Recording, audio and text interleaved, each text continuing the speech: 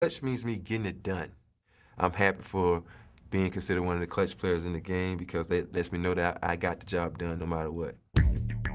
He does it all the time. He's really sneaky about it. And he does it, it's not like once in a while, it's consistent. He did it last year in the finals, he's done it for us all regular season long, and he's gonna keep on doing it. And, you know, that's Robert for you. When he was drafted by Houston in 1992, Robert Horry was looked to for energy and athleticism. Big move now to Horry in for the right. No! Oh, what a big explosion, an explosion! And by 94, he was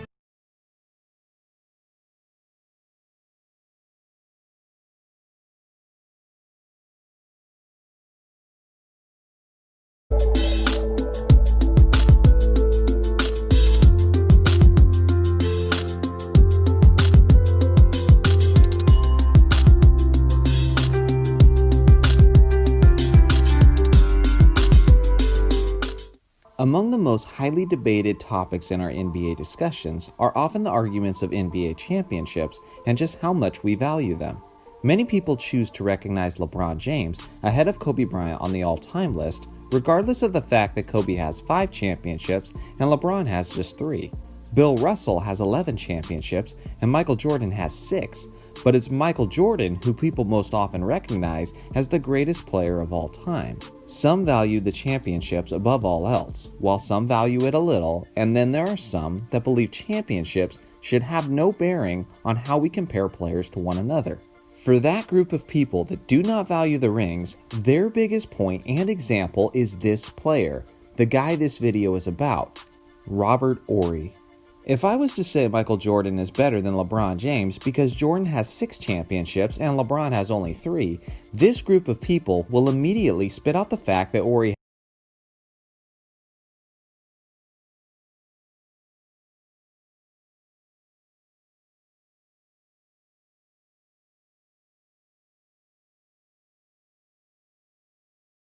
has 7 championships, and of course we wouldn't dare rank him ahead of Jordan.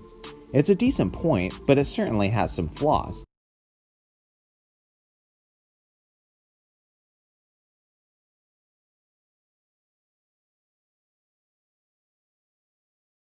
The biggest issue I have with this argument, though, is the way it's totally put Horry in a bad light over time, which he doesn't deserve. Robert Horry deserves all 7 of his NBA championships.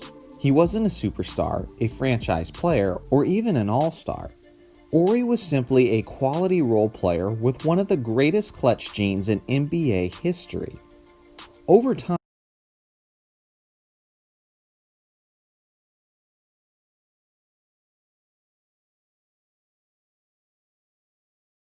I've heard people say he was nothing more than a role player, and in some cases, people have just called him lucky. Making a career out of hitting some of the biggest, most clutch shots the league has ever seen. He was just another bench player for most of his career, but his ability to hit those big shots when it mattered landed him on 7 championship winning teams.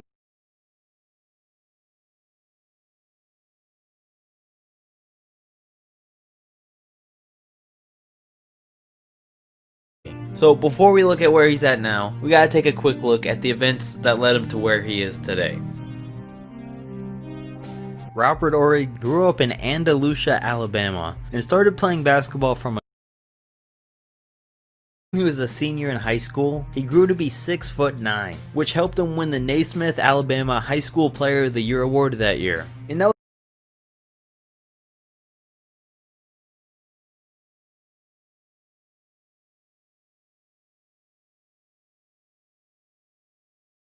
was enough to get him recruited to the University of Alabama, where he got teamed up with Latrell Sprewell. Together, they helped Alabama win 3 SEC tournament titles and make it to the Sweet 16. After 4 years there, he was taken 11th overall in the 1992 NBA draft by the Houston Rockets. He was never an outstanding player in the regular season, but when it came to those big moments and hitting big shots, Robert Horry was one of the best the NBA has ever seen. He played for Houston until he was traded to the Pistons for Sean Elliott in 1994.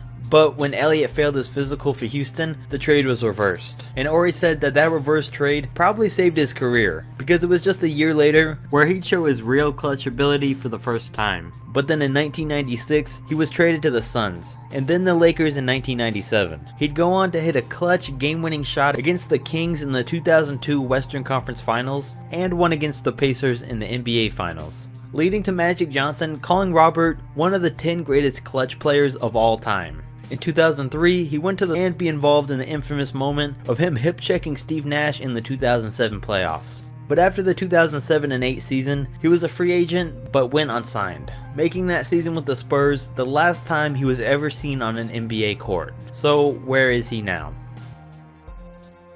Well, after Robert Horry retired, he wanted to spend as much time as he could with his family and his kids. He said for 30 years of his life, from when he was a freshman in high school until the day he retired, he had someone telling him where to go, what to do, and where to eat. So for a change, it was great to just lay back and do whatever he wanted. And when he was talking about how he made it to the NBA, he said that he never had dreams of playing in the league because it was something he thought wouldn't ever be possible. He said originally, he planned on being a math teacher like his mom, but as he started getting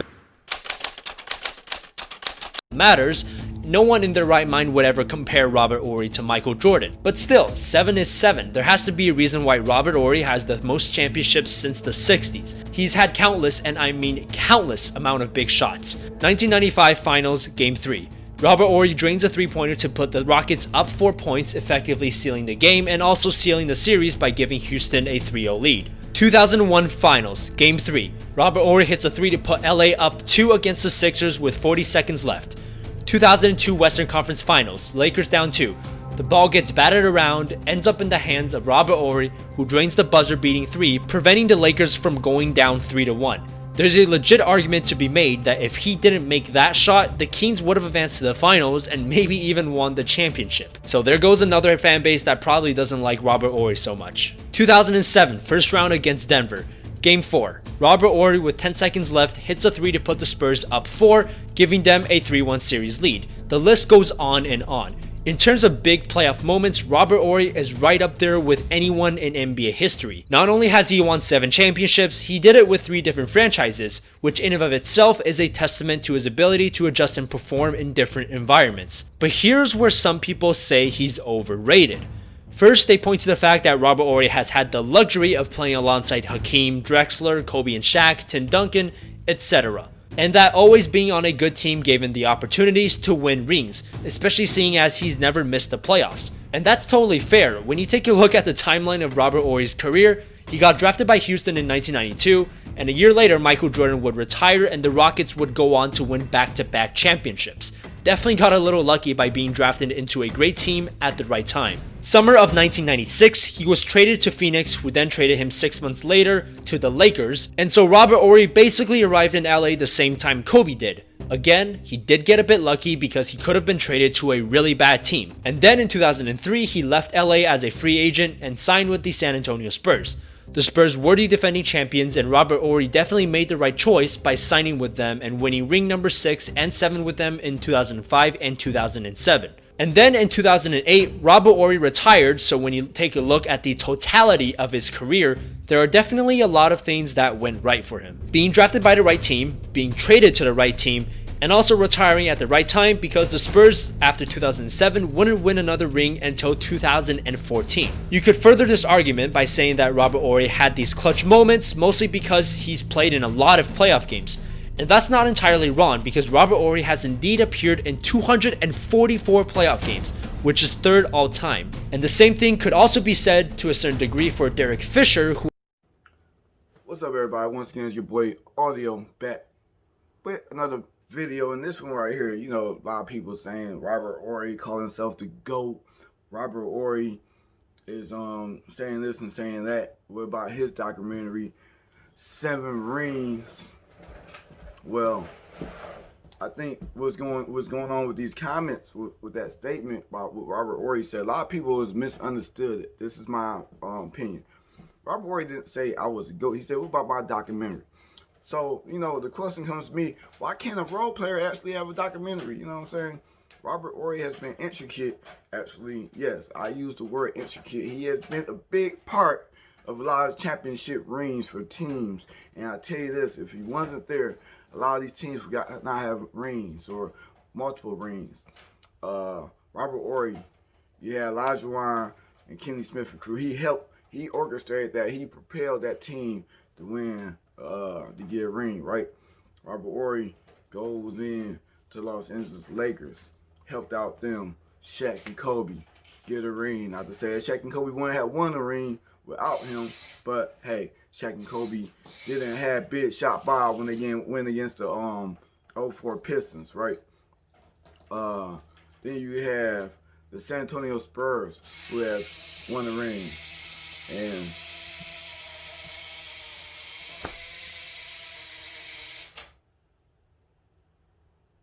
so you have the San Antonio Spurs who won the ring off of a big shot by Big Shot Bob, correct? So you look at his stat line, you say, man, this guy, he got 7 rings. I guess it's only right that he has averaged 7 points. Listen, he has averaged 7 points in his career, right? 4.8 rebounds, only 2 in assists. You say these are not big numbers. These are not superstar numbers at all. They're not at all. Nobody's calling him a superstar. We're simply saying, hey, this guy has 7 rings, but he actually had talent. He averaged in his first 3 seasons, actually did average 10 points a game. And an injury came along, and you know, Houston let him go. He went on to play with some other teams. After Houston, he went to Toronto. Like I said, wasn't healthy really. They're Phoenix, and then was actually traded to the Los Angeles Lakers. Big moves. Went from the Lakers to the San Antonio Spurs. Big moves. Once again, you know, he hit with San Antonio Spurs. He was there to hit a shot to beat the Pistons in 05. Ain't that something?